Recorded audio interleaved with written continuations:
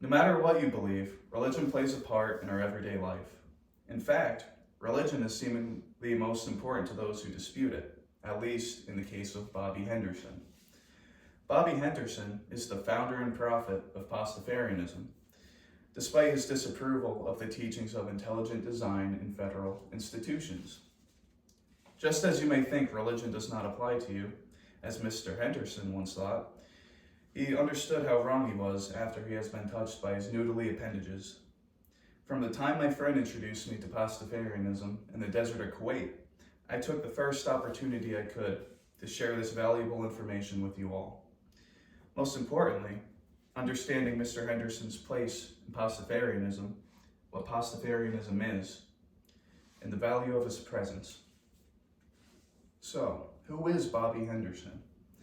Bobby Henderson's personal life is extremely difficult to find within educational documents. The earliest record I found of Mr. Henderson was his letter to the Kansas Board of Education in 2005, which is also the birthing document of Pastafarianism. However, Henderson's life within Pastafarianism is very prevalent, as he is the founder and prophet. With his letter to the Kansas Board of Education, he also wrote many other official documents, such as the Gospel, which includes the creation of myth, the 10 Commandments, proofs, and how to live a true Pastafarianism way. While there's not much to know about Bobby Henderson, there's a lot to understand about the religion that he created. So what is Pastafarianism? Pastafarianism is the church of the Flying Spaghetti Monster. The Flying Spaghetti Monster is the god of Pastafarianism. Those who believe in the Flying Spaghetti Monster and Pastafarianism are said to have been touched by his noodly appendages. Despite these noodly claims, there are a few proofs to support the Flying Spaghetti Monster. First off, the Flying Spaghetti Monster is invisible, omnipotent, undetectable, and simply wishes to not be seen by the human eye.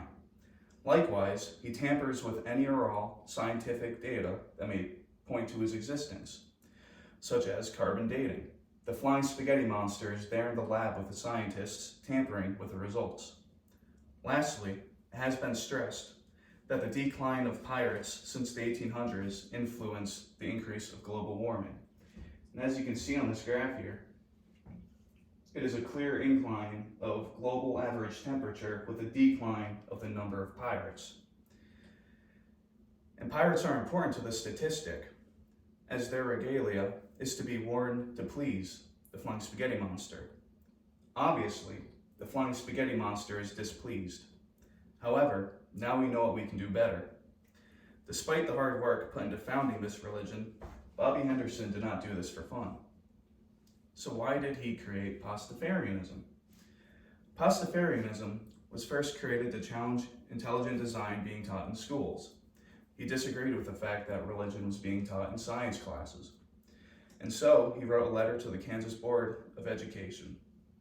The letter described his concern with intelligent design, the Church of the Flying Spaghetti Monster, and why it should be taught in school with intelligent design, as a way to discredit the school and other religions.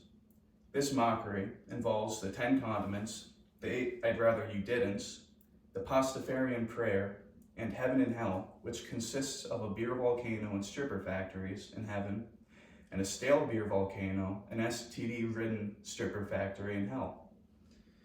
In conclusion, Bobby Henderson is known for creating the Church of the Flying Spaghetti Monster and Pastafarianism. This religion is based completely off of scientific data.